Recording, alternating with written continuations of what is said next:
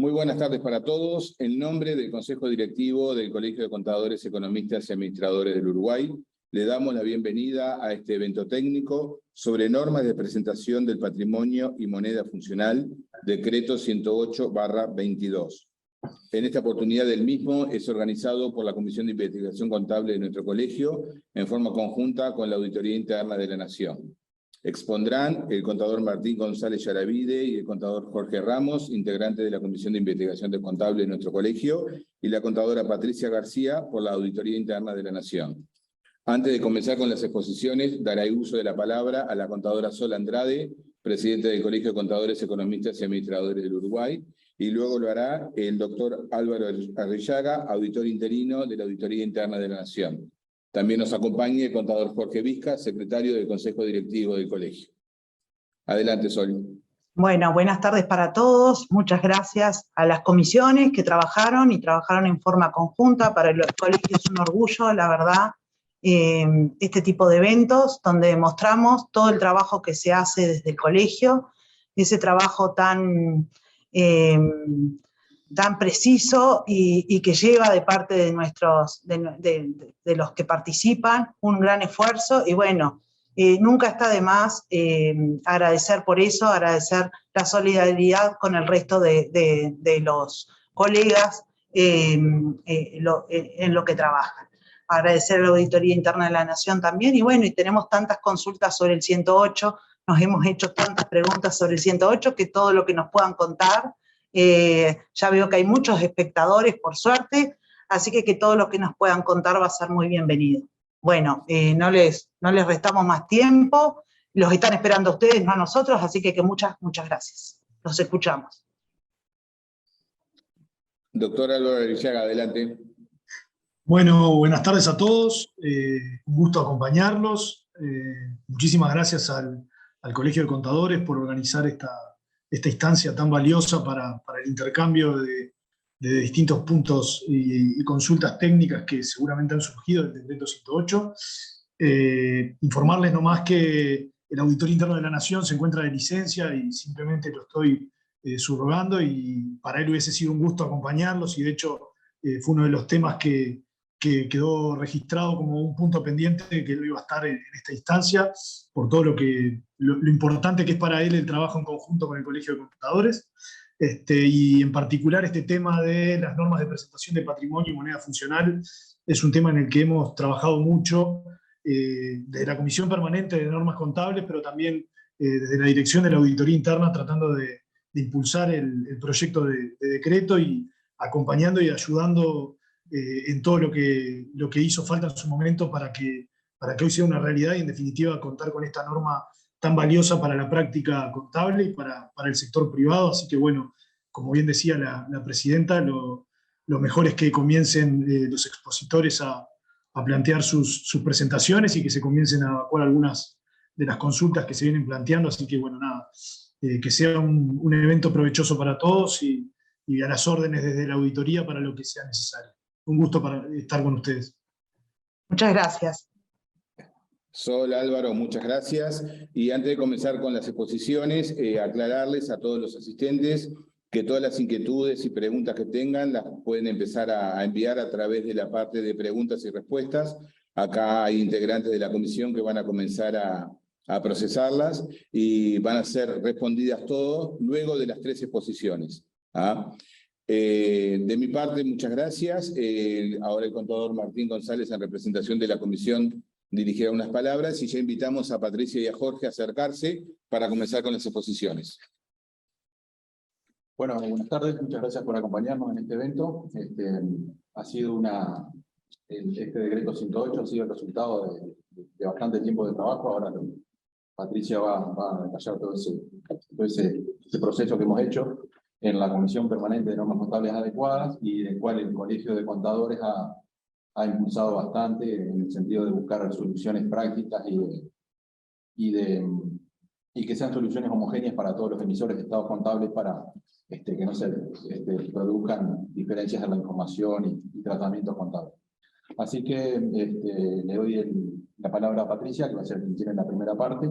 Después vendrá el contador Jorge Ramos, Y por último, estoy yo ahí con otra parte de la exposición y una parte de algún ejemplo también, ¿no? Así que los dejo con Patricia.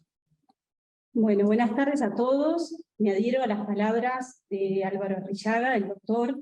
La verdad que es un placer para la Auditoría Interna de la Nación y en lo personal el compartir estas instancias que siempre son tan enriquecedoras para toda la profesión y más en la materia contable.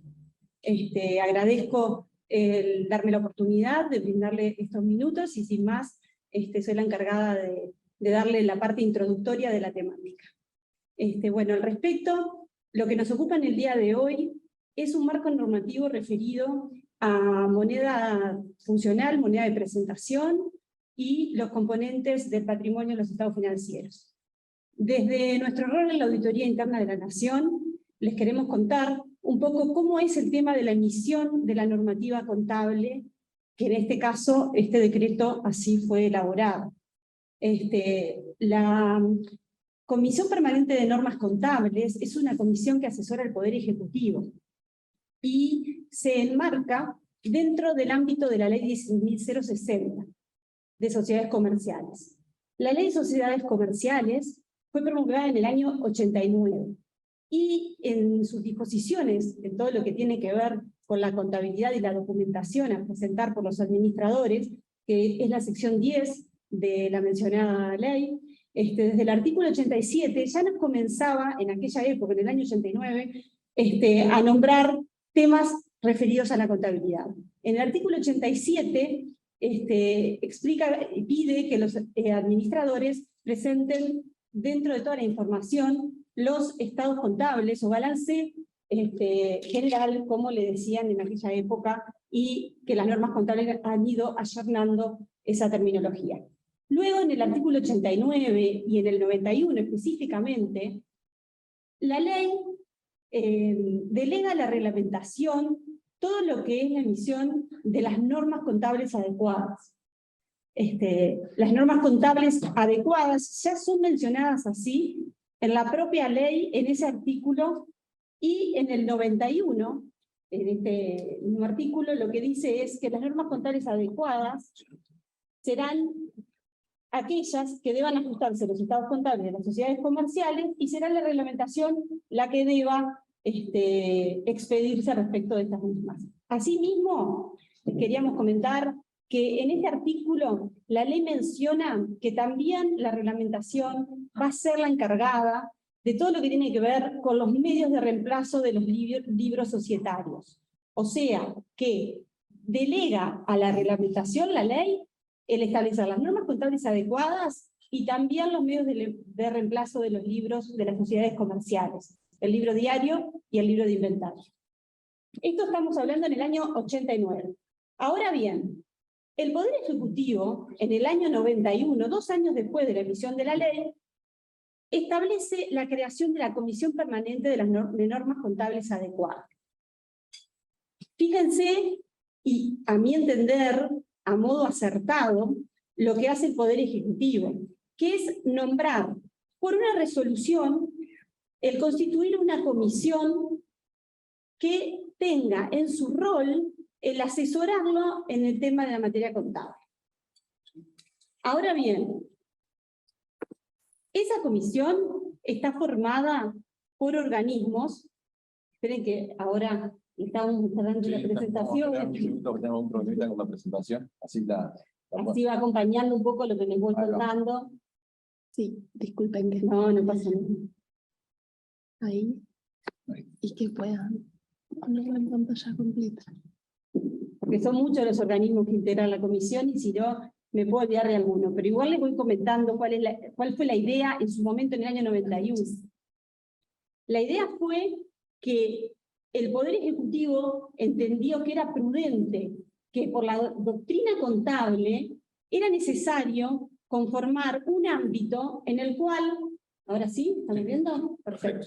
Era necesario, ya en aquella época, considerar en constituir un ámbito en el cual se integrara no solamente los organismos referidos al Estado, como lo es el Ministerio de Economía y Finanzas, nosotros, la Auditoría Interna de la Nación, la Cámara de Industrias del Uruguay, la Cámara Nacional de Comercio, la Bolsa de Valores, la Asociación de Bancos Privados del Uruguay, el Colegio de Contadores, Economistas y Administradores del Uruguay, sino también todo lo que es la academia, y ahí ya entramos a referirnos a las universidades privadas y a la Facultad de Ciencias Económicas.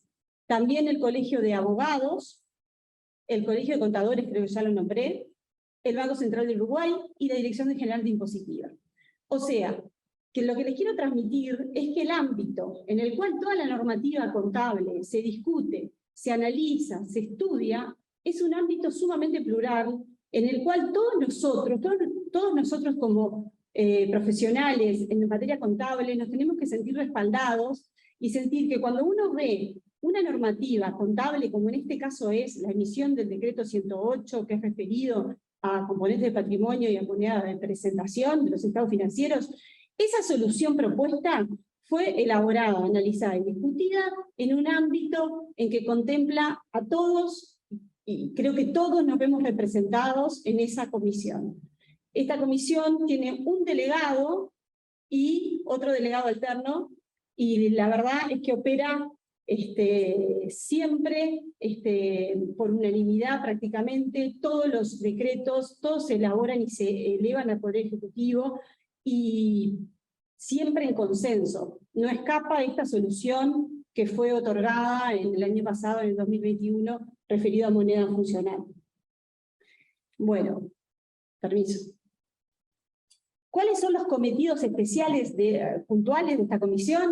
Bueno, es el estudio de las normas contables, que debe ser en base a estándares internacionales. Ya la resolución de creación del año 91 así lo establecía, que la comisión debía basarse en todo lo que es la doctrina a nivel internacional de estándares. Es la elaboración de proyectos sobre el decreto de normas contables para sociedades comerciales, y también, como ya les dije, sobre la mención de los medios de reemplazo de libros. Todo el tema, además, de brindarles material de apoyo, de difusión. Recientemente hemos publicado un material de apoyo que ahora le vamos a mencionar en estos minutos, que es para apoyarlos en esta temática puntual del decreto 108. Esos son todos los cometidos que están puntualmente en la resolución 9091 que se le dio a la comisión permanente, en la cual pertenezco, perdón que no les dije, pero estoy desde el año 2010 como delegada en la comisión permanente por la Auditoría Interna de la Nación. Para mí es un placer compartir ese ámbito. Bueno, ¿cuáles fueron los decretos recientes que hemos publicado? Y el material, aquí en la diapositiva lo pueden ver. Tenemos, antes que nada, perdón que me olvide, la discusión del tema que nos convoca, del tema de moneda funcional. La comisión comenzó ya a soslayar los primeros esbozos, decir, bueno, tenemos que encarar este tema en el año 2017-2018. Pero, ¿qué hicimos? Fue una revisión general de todos los aspectos contables de la ley 16.060, que entendíamos era necesario reglamentar y tomar una postura. Allí ya se vislumbró que era necesario, y ahora luego les voy a entrar en ese tema, era necesario tomar una solución referido a este tema. Luego, en el año 2019, como ven allí, nos dedicamos al decreto 384 del 19, que se refiere a los medios digitales, de los medios de reemplazo de los libros, diario, inventario, que son los previstos por el artículo 55 del Código de Comercio, los libros del comerciante. Ese decreto fue emitido en el año 2019. A partir del 2020 y 2021, ahí sí de lleno, la comisión estuvo estudiando, analizando todo este tema referido a componentes de patrimonio y moneda de presentación de estados financieros, elevando al Poder Ejecutivo en diciembre del 2021 el decreto 108 que nos convoca el día de hoy.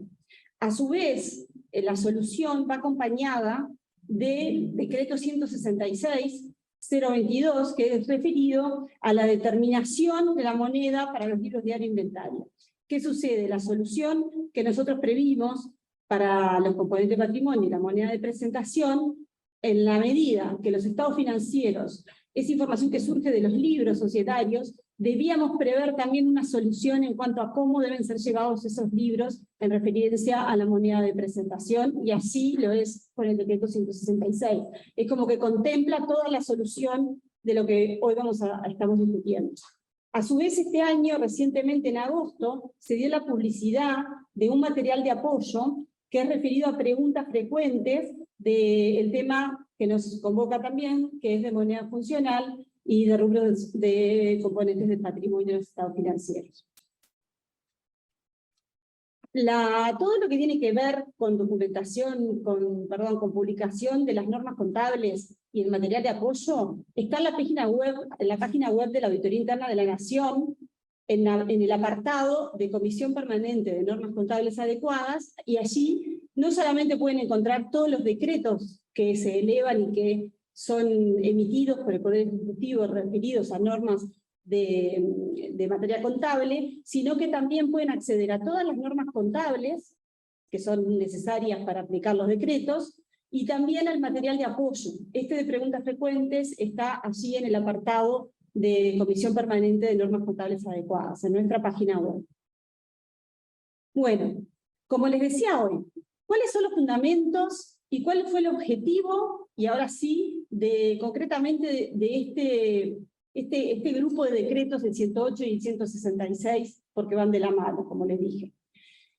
Bueno, la verdad es que nosotros comenzamos un análisis, como les comentaba, en el año 2017, de qué aspectos había que revisar de la ley 1060, y cuando nos enfrentamos a algunos artículos de la ley, por ejemplo, el 98, de ganancias distribuibles, ahí nos surgió todo el tema de una revisión que hicimos de estados financieros, mismos presentados ante el registro de estados contables, nosotros la Auditoría Interna de la Nación, además en la división en la cual yo pertenezco, tenemos a cargo el registro de estados contables, o sea, la parte de la Comisión de Normas Contables y a su vez el registro de estados contables.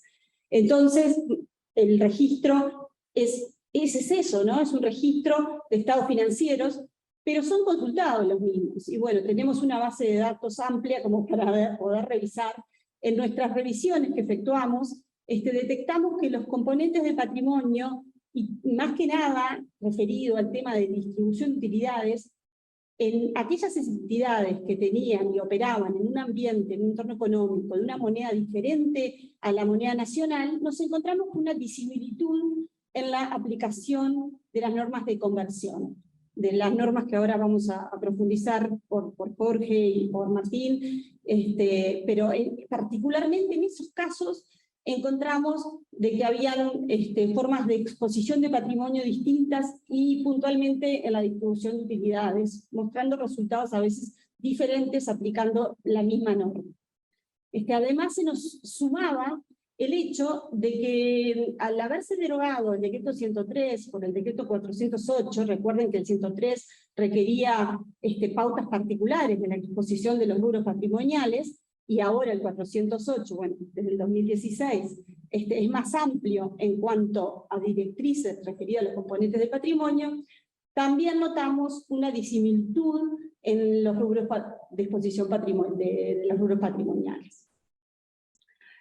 Bueno, referido puntualmente al tema de conversión, y ahí, como dice la diapo, ¿cuál era el tema, no? La entidad, por normas contables, por la NIC 21 y por la sección 30 de la NIC para pymes, la entidad que opera en una economía con una moneda diferente a la moneda nacional, debe preparar los estados contables en la moneda funcional. Pero, por las normas, pueden ser presentados en cualquier moneda, ¿sí? Y las normas, a su vez, definen procedimientos para convertir o trasladar los estados financieros desde la moneda funcional hacia la moneda que se determine. Pero las normas no entran particularmente en la composición de patrimonio, y nosotros teníamos, lo que le comenté recién, la ausencia de determinación clara referido a los componentes del patrimonio.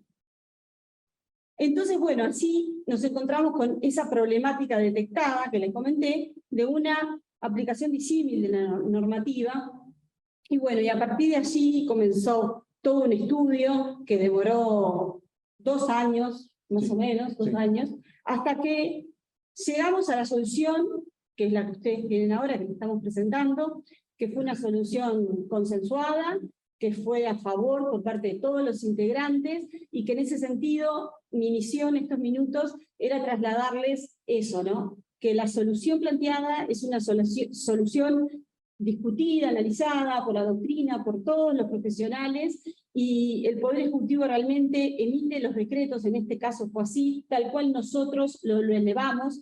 Por supuesto que hace preguntas o algo puntual referido al decreto, pero fue el texto que surgió elevado a propuesta de la Comisión Permanente.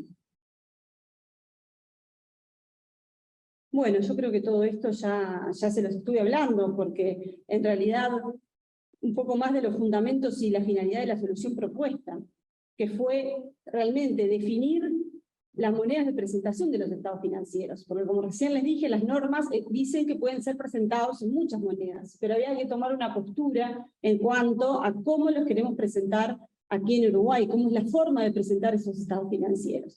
Que sean criterios consistentes, que permitan la uniformidad, que sean comparables los estados financieros y que las normas sean aplicadas de esa manera. Eso, la verdad que ayuda a la transparencia y a que todos estemos en un mismo escalón por los conceptos y sabiendo la normativa aplicable.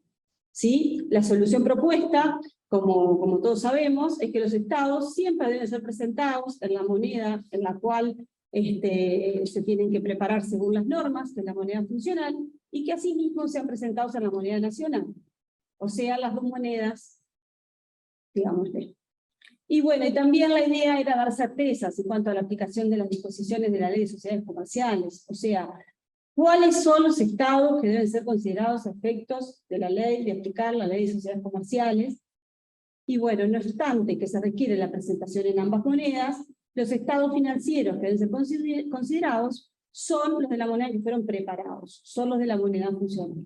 Y así lo dispone el decreto reglamentario. A su vez, y esto ya no es solo, Martín lo va a explicar bien, no es solo para las sociedades que tienen una moneda funcional diferente a la moneda nacional, sino para todas, también se entendió prudente definir criterios de presentación de los diversos componentes del patrimonio, por todo lo que les comenté anteriormente. Y bueno, y a raíz de eso definir cuál es la moneda de presentación de los libros de comercio. Y ahí está que surgió el decreto 166, de este año, del 2022, lo cual obviamente es una solución alineada con el 108. Los libros societarios deben ser considerados en ambas monedas para ese caso, ¿sí? Bueno, creo que les doy un colchón para que ahora, perdón por el principio que no teníamos la diapositiva y ahí me descolocó, pero bueno, la idea era darles a ellos un colchón para que ahora sí bien vayan al repaso de conceptos y a profundizar en el tema. Bien, gracias Patricia. Sigue ahora Jorge con el repaso de conceptos para también hacer una base propiamente después entrar en el decreto 108.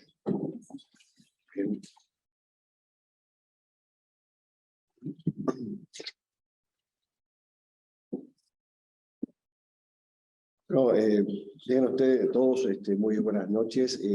Bueno, ya acompañando un poco los comentarios de los colegas al respecto del agradecimiento que tenemos a todos ustedes como participantes de este evento.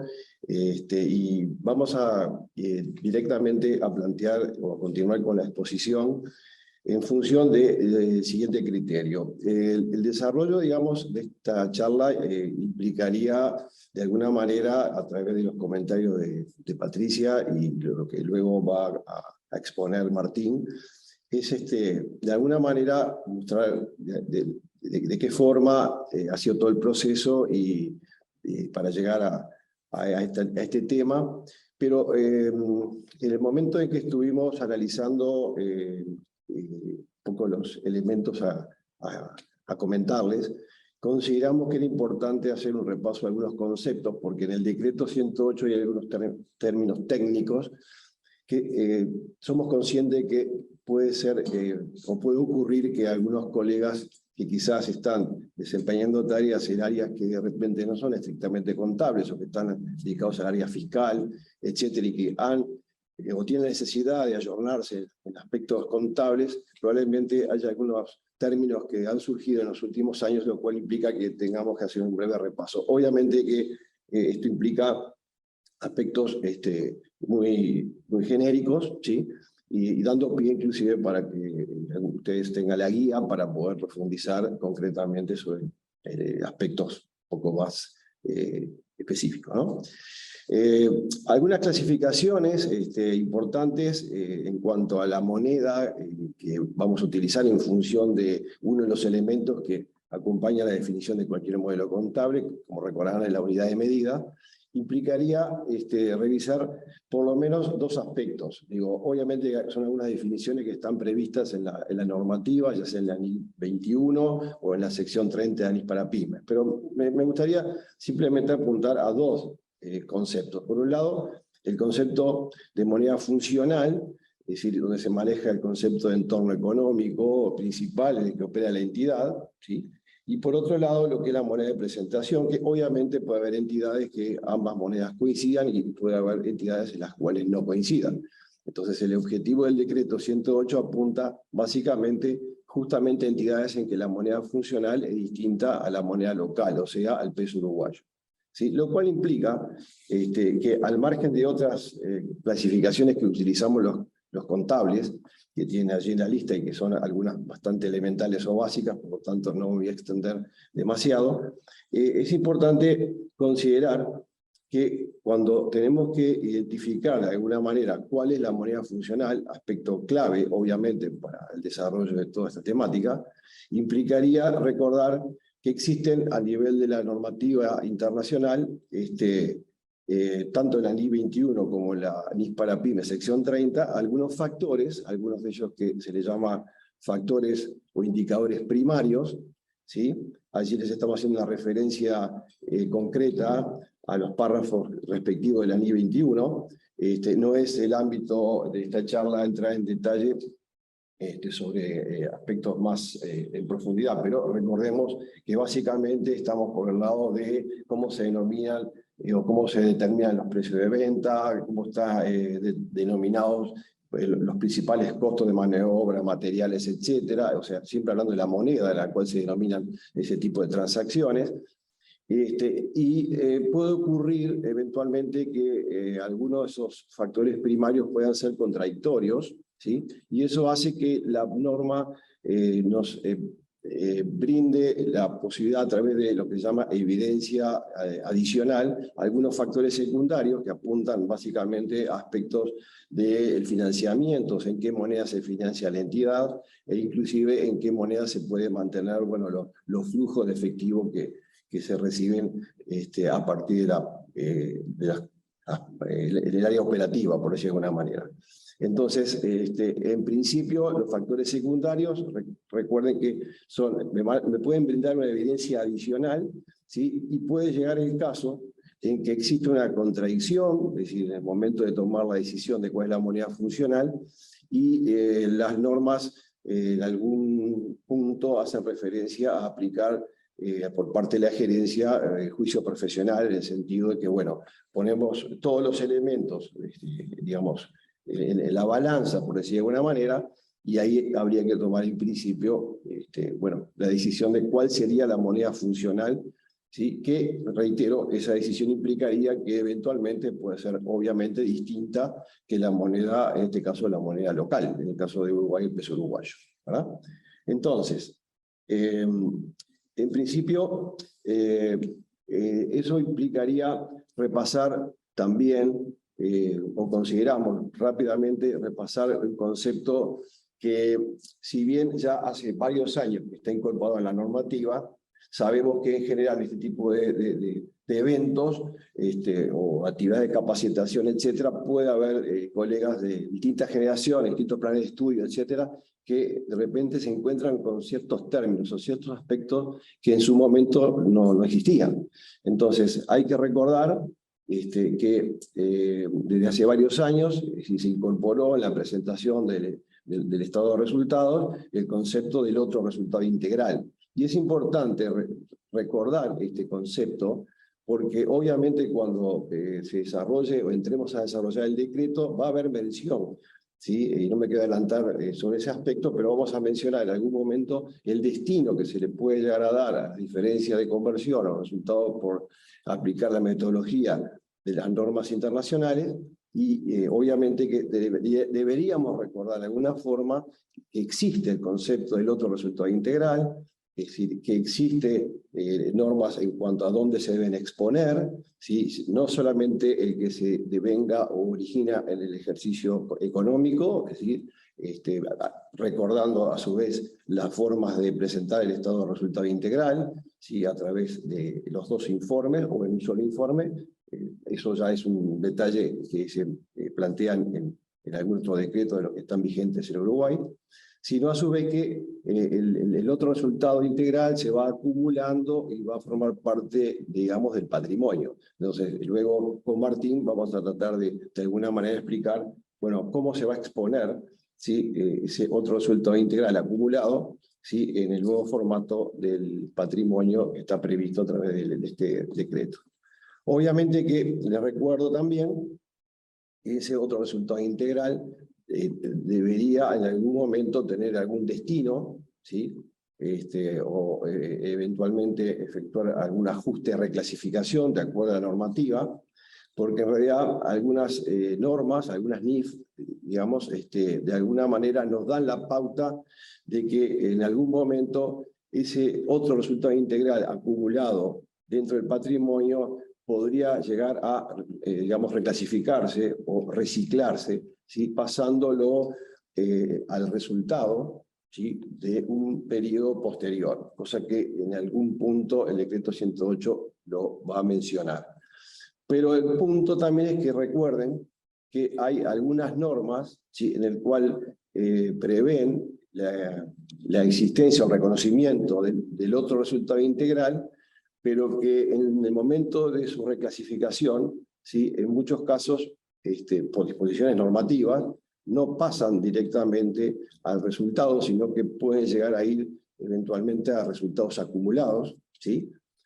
Como por ejemplo en el caso de un ítem o un párrafo de la NIC 16, si mal no recuerdo, el párrafo 41, que me da la posibilidad de que todo el ORI originado por la revaluación, digamos, de la propiedad planta de equipos, pueda llegar a reciclarse o volcarse a resultados acumulados cuando, cuando se disponga del bien. Entonces, como observarán, son aspectos técnicos muy finos, digamos, en el cual eso obliga a los colegas que de alguna manera presentan los estados financieros a tener un conocimiento transversal, digamos, de la normativa, ¿sí? Y no quedarnos solamente con el concepto de otro resultado integral a nivel teórico, y en el momento práctico decir, bueno, ¿y cuáles son las normas que de alguna manera obligan a reconocer ese concepto? Por eso decía que no todo reciclaje se pasa al resultado de un periodo determinado, sino que en muchos casos, y hay que ver la norma específica a tales efectos, podría llegar a afectar los resultados acumulados. Martín, no sé si tú querés hacer alguna mención. No, principio. Sí, perfecto. Acá simplemente, y esto voy medio rápido porque lo que intentamos es que en el material de apoyo les quede la referencia específica normativa. De hecho, el decreto 108 hace mención completamente a algunos párrafos específicos de la NIF para pymes, ¿sí? Y a la NIC 21 en el caso de las empresas que aplican el NIF completa. Entonces recuerden que ya la normativa a nivel internacional ya plantea que la entidad puede presentar los estados en cualquier moneda o monedas, ¿sí? Y que si la moneda de presentación difiere de la moneda funcional, bueno, se va a tener que convertir y da las pautas de cómo convertir las partidas del estado de resultado, es decir, da las pautas de cómo convertir los activos y pasivos, etcétera, y por lo tanto también nos da la pauta de qué se hace cuando se convierte o se traslada de alguna manera los valores de la moneda funcional a una moneda de presentación distinta a ella, donde esa diferencia va al otro resultado integral. Bueno, todos esos aspectos que están en la normativa internacional han sido considerados a nivel local a través de la redacción del decreto 108. Ya veremos entre unos minutos bueno, ¿qué hacemos con ese otro resultado integral de acuerdo a lo que se plantea en la normativa local? Pero sí es importante recordar que esto no lo inventamos acá en Uruguay, sino que de última, está a partir de una normativa internacional, forma parte de las normas contables adecuadas, que obviamente todos deberíamos conocer o aplicar o revisar o repasar en algún momento para entender en esencia los lineamientos del decreto 108. ¿Sí? Bien. Entonces, simplemente acá, este es un esquema que les preparamos rápidamente para recordar que ustedes tienen, por un lado, una moneda de la transacción. Recuerden que toda moneda, toda transacción que sea una moneda distinta, digamos, a la moneda funcional, se considera moneda extranjera. O sea que si en Uruguay, por ejemplo, en el agro, si la moneda funcional es el dólar, cualquier actividad, cualquier transacción denominada en pesos uruguayos es una actividad o una transacción en moneda extranjera, obviamente, ¿verdad? Es decir, porque la moneda funcional, al fin de cuentas, es la que luego veré, en todo caso, si la voy a presentar en esa misma o en otra diferente. ¿Sí? Pero lo importante es que la primera etapa es tener bien claro, bueno, la diferencia entre moneda funcional y moneda extranjera, y no quedarnos con el chip de que eventualmente la moneda extranjera es siempre el dólar, porque en realidad, a ver, cuando es al revés, la moneda extranjera puede ser el peso uruguayo. ¿Sí? ¿Por qué? Porque hay empresas cuya moneda funcional puede ser el dólar o el euro, etcétera, etcétera. Y eso implicaría un primer método en el cual nosotros lo que hacemos es convertir a la moneda funcional, donde va a haber una diferencia que se va a volcar a resultado, ¿sí? No al otro resultado integral, o sea, a resultado, ¿sí? Pero que luego, cuando voy a la etapa de trasladar esas cifras a una moneda de presentación diferente, es allí donde la metodología de las normas internacionales, y en este caso hay total coincidencia entre la NIF Full y la NIF para pymes, tenemos que convertir o trasladar los activos y pasivos al tipo de cambio de cierre. ¿Sí? Eso implica que el patrimonio neto, o sea, en el lenguaje NIF, los activos netos están convertidos al tipo de cambio de cierre, pero el problema es que internamente hay rubros que, por ejemplo, el resultado se convierte a un tipo de cambio histórico o promedio del año, y lo cual implica que va a surgir una diferencia. Es un ejemplo, ¿no?, de las diferencias que pueden darse, ¿sí? También puede haber diferencias en el capital, ¿sí?, y en algún otro rubro, y eso va a originar el ORI, ¿de acuerdo? Entonces, en este esquema, si ustedes lo observan después, tranquilos, van a tener un resumen básicamente de los dos métodos básicos de conversión. ¿Sí? Que en realidad, cuando convertimos una moneda funcional a una moneda de presentación distinta, se le llama generalmente en el lenguaje técnico académico el método de la traslación. ¿Sí? Bien, bueno, dicho esto, es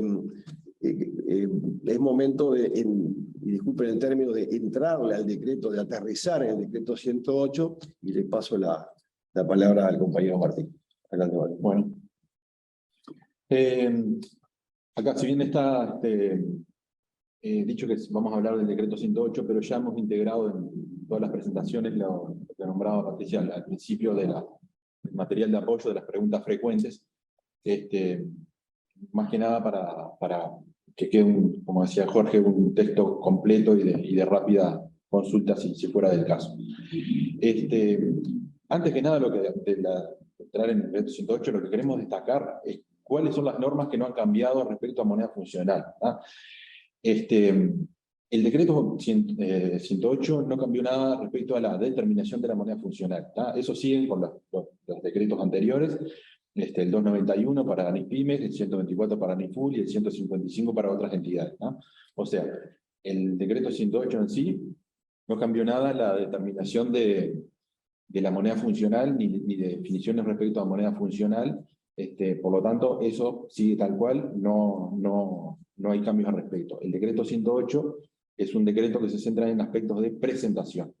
Son aspectos de presentación, por lo tanto, aspectos de evaluación, que serían los de determinación de moneda funcional en definitiva, eso sigue todo tal cual.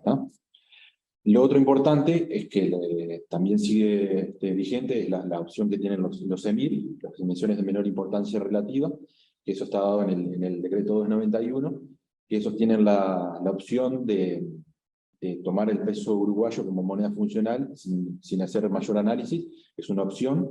Entonces eso también sigue vigente, no ha cambiado para nada, ¿no?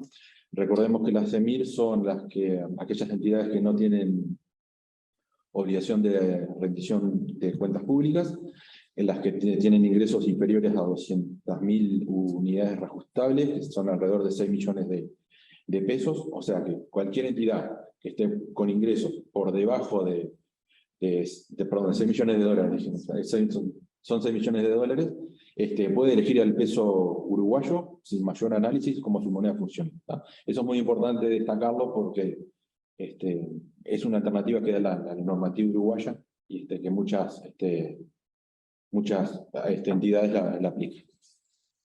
Sí, simplemente un aporte. Recuerden que son 5 características para que una empresa pueda calificarse como entidad de menor importancia relativa, y se tienen que dar las 5 simultáneamente, no solamente una de las 5 o 2, de las 5. Y de las 5 hay 2 que son cuantitativas, ¿verdad? La de ingresos y la de endeudamiento, que tiene tiene un tope del 5% de la responsabilidad patrimonial básica para bancos, que actualmente son 130 millones de unidades indexadas.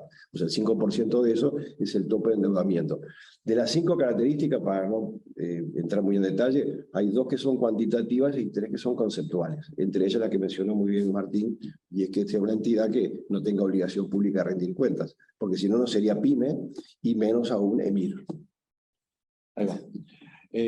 Así que muy importante ese concepto, que queríamos remarcarlo desde que Decreto 108 solo afecta a normas de presentación, no afecta a normas anteriores de determinación de moneda funcional. En cuanto a fechas de referencia, este decreto fue publicado el 4 de abril del 22, o sea que inicia y su vigencia es para ejercicio económico iniciado a partir del 1 de enero del 22, ¿tá? Sin perjuicio que se permite la aplicación anticipada, ¿tá? Los primeros balances anuales, donde aplicaría las normas de presentación del decreto 108, serían el 31 de diciembre del 2022, sin perjuicio de que si hay alguna entidad tuvo que hacer algún cierre trimestral o semestral y estaba alcanzada por las normas del 108, ya debería haberlo aplicado, ¿tá? Después, adopción por primera vez de estas normas de presentación del decreto 108, ¿tá?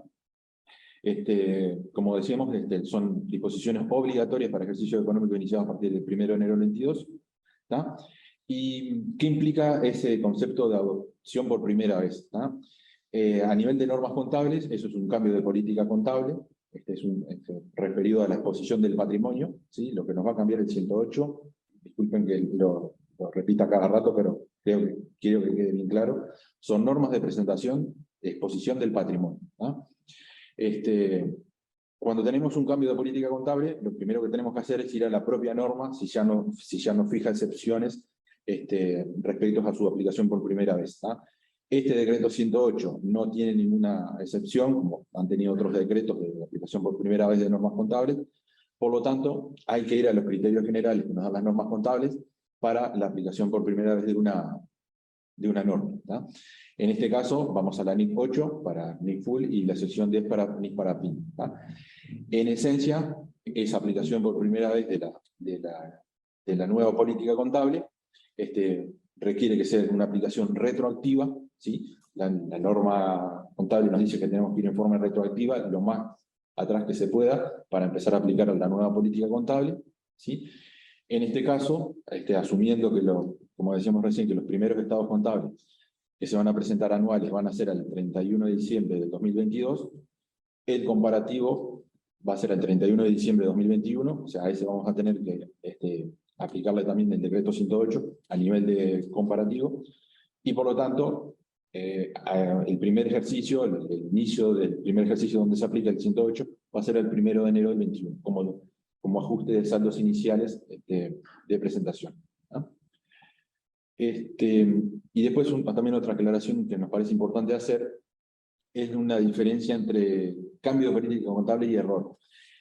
En el decreto 108, en cierta forma, se está asumiendo que la moneda funcional está bien determinada y que en definitiva, al aplicar el decreto 108, una entidad que al día de hoy tiene moneda funcional, dólar, voy a hablar de dólares para simplificar, esa moneda funcional está bien determinada en primer lugar, tiene todos sus activos y pasivos y patrimonio en general bien valuados en moneda funcional, ¿tá? Por lo tanto, la parte que aplicaría sería del decreto 108, sería en el patrimonio respecto a normas de exposición, ¿tá? Eso es un cambio de política contable. ¿Qué pasa? Si la entidad determina que hoy en día está aplicando su moneda funcional en forma errónea, porque determinó que era el peso y en realidad tenía que aplicar el dólar, eso ya excede, digamos, el decreto 108. Ahí ya hay más elementos, o sea, tendrá que hacer aplicar la corrección de errores, como dicen las normas contables adecuadas, tendrá que hacer todos los ajustes retroactivos que requieran para reflejar adecuadamente su moneda funcional, ¿no? Y después, en consecuencia, al final terminará aplicando también el decreto 108, ¿no? Pero en esencia el 108 va a ser, en ese caso de error, va a ser una aplicación casi que residual, digamos, ¿no? Por eso, en principio, antes de entrar en los temas del 108, yo sugeriría evaluar bien si la moneda funcional que se está aplicando a una entidad hoy en día es la correcta, ¿no? Bien. La moneda de presentación de los estados financieros, como hablamos, cuando es diferente, ¿sí?, a la moneda funcional, en el caso concreto, bueno, el decreto apunta que la moneda de presentación va a ser la moneda local, o sea, el peso uruguayo. Entonces, en ese caso, la pregunta es, bueno, ¿qué estados contables tenemos que presentar? O sea, ¿en qué moneda? Bueno, en ambas monedas. Es decir, los estados financieros en moneda funcional, llámese dólar, euro, etcétera, y los estados financieros en pesos uruguayos, ¿sí? Obviamente, igual lo incluimos, pero es algo obvio que si la moneda funcional fuese el peso uruguayo, se presenta, lógicamente, los estados financieros solamente en pesos uruguayos, porque hay una coincidencia, ¿sí? Bien, la otra pregunta o cuestionamiento que uno se puede hacer es la presentación de los estados de entidades con moneda funcional distinta al peso uruguayo, es decir, ¿cómo es el formato? Si todo junto, separado, bueno, en fin. Allí tenemos dos posibilidades. O en un único cuerpo, ¿sí? Acá les planteamos la sugerencia que serían las 4 columnas, porque digo, para la moneda funcional tendrían que ir, es decir, los valores al cierre del presente año, y el comparativo con el año anterior en la moneda funcional, y lo mismo para los pesos uruguayos, es decir, el cierre de hoy y el cierre del año anterior, ¿sí? O en cuerpos separados, digamos. En eso nosotros ya estamos un poco acostumbrados, si los que trabajamos, si los colegas que trabajan en el área contable y aplicación de NIF, ya sabemos que existe algo similar en cuanto al estado de resultado y el resultado integral. Es decir, si bien el decreto 408 del año 2016 apunta, digamos, a la presentación en 2 informes, también sabemos que las NIF, concretamente la NIC 1 y las secciones correspondientes de presentación del estado de resultado, que es la sección 5 de la NIF para pymes, también da la posibilidad de presentarlo de las 2 maneras. Así que, bueno, en este sentido no es algo muy novedoso, porque ya tenemos... estamos acostumbrados, digamos, a esa posibilidad. Bueno, en este caso se dan las 2 alternativas. Sí. Bien, y por último, en esta primera parte, como decía Patricia, lo otro que se buscó con este decreto 108, de las normas de exposición del patrimonio, y lo otro es también fijar para aquellas entidades que tengan moneda funcional distinta al peso uruguayo, cuáles son los estados contables que tienen que considerar los socios o accionistas, los propietarios en definitiva, a efectos de tomar las decisiones en cuanto a disposiciones de la ley de sociedades. En primer lugar, más allá de que se consideren para tomar las decisiones los estados contables de moneda funcional, siempre se deben de presentar los 2 estados, ¿sí? Moneda funcional y pesos uruguayos, ¿no? Esa es una disposición, siempre deben ir en conjunto estados financieros de moneda funcional y estados financieros en moneda de presentación peso uruguayo, ¿no? Naturalmente, las sociedades que tengan moneda funcional peso uruguayo, la presentación será solo en peso uruguayo. En ese caso no hay doble presentación. Una vez que tenemos ese juego de estados contables, en las entidades que tienen moneda funcional distinta al peso uruguayo, ahí, a efectos de tomar las decisiones, tienen que basarse en los estados contables en moneda funcional, ¿sí? O sea, para poner un ejemplo, una entidad que tiene moneda funcional dólar presentará ante la Asamblea Ordinaria sus estados contables en dólares y pesos uruguayos. Los aprobarán los dos, los accionistas los aprobarán a los dos, pero al momento de ir a la distribución de utilidades, ahí el resultado del ejercicio que se va a distribuir van a ser los dólares, la moneda funcional, ¿tá? Entonces, eso es lo otro que hace énfasis el decreto en cuanto a cuáles son los estados financieros que debe considerar una entidad que tiene moneda funcional distinta al peso uruguayo, ¿no? O sea, eso es importante. ¿Por qué? ¿Por qué ese criterio? Porque en definitiva la moneda funcional es la que refleja realmente todas las transacciones de la empresa, por lo tanto es lo ideal o lo deseable que todas las decisiones que afecten a utilidades o a rubros del patrimonio también se tomen sobre estados contables en moneda funcional, ¿no? A ver, yo planteé el ejemplo de la distribución de utilidades, pero de la misma forma, aumentos de capital, reducciones de capital, reintegros, rescates, todas esas decisiones respecto a rubros del patrimonio y relaciones técnicas que fija la ley de sociedades, van a tener que ser resueltas sobre los estados contables en moneda funcional, ¿no? Bien, y ahora seguimos. Y ahora sí, vamos a la presentación propiamente de los componentes del patrimonio, ¿tá? Estas normas de presentación de los componentes del patrimonio son obligatorias para las entidades del decreto 291, ¿sí? O sea, las del 291 no tienen ninguna opción, tienen que aplicar el orden y los capítulos que establece el decreto 108. ¿Tá? A ver, y estas normas de presentación del patrimonio son independientes a la moneda funcional que tenga la entidad. Lo va a aplicar de la misma forma a una entidad que tenga moneda funcional dólar, como una entidad que tenga moneda funcional peso uruguayo. O sea, esa no hay distinción, son normas generales de presentación.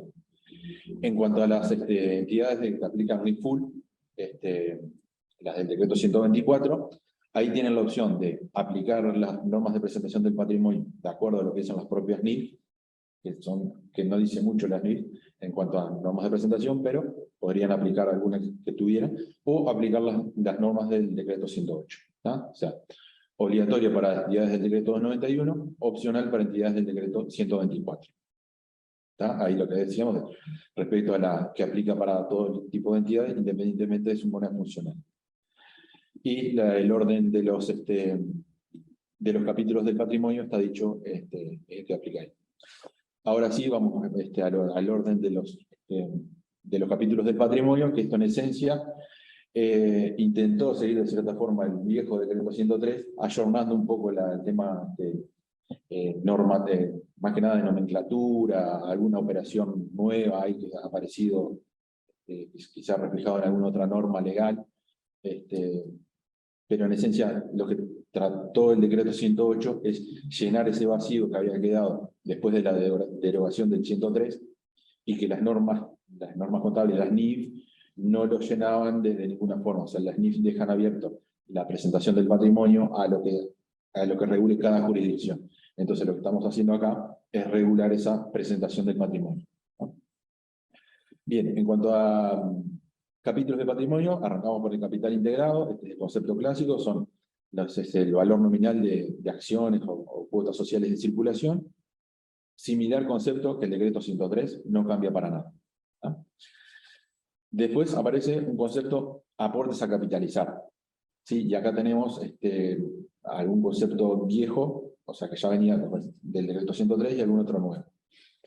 En primer lugar tenemos el capital integrado en trámite, ¿sí? Que este es el mismo concepto que tenía el decreto 103, o sea, son aquellos aumentos de capital que ya están aprobados por una asamblea y que no han sido capitalizados, o sea, todavía no se han entregado las acciones porque la sociedad no tiene margen de capital contractual como para entregar esas acciones. ¿Sí? Entonces, la sociedad tendrá que terminar su trámite de aumento de capital, o sea, darle margen de capital contractual para poder emitir las acciones. Pero, en esencia, esas son aportes que realizaron los accionistas, que ya están aprobados formalmente por la Asamblea, y que no se han entregado las acciones por un tema de que la sociedad no puede materialmente entregarlas, pero no es porque no se haya tomado la decisión. ¿Ah? Capital integrado en trámite, similar concepto que el decreto 103. Después aparecen los aportes a capitalizar. Sí, y acá tenemos, les decía recién que esto apareció en normas nuevas, si bien eran conceptos que las normas contables lo traían desde antes. Los aportes a capitalizar en el caso de la SAS, sea el más, yo diría que el más reciente y el primero, porque antes de la ley y el decreto de SAS no había ninguna referencia particular respecto a aportes a capitalizar, ¿sí?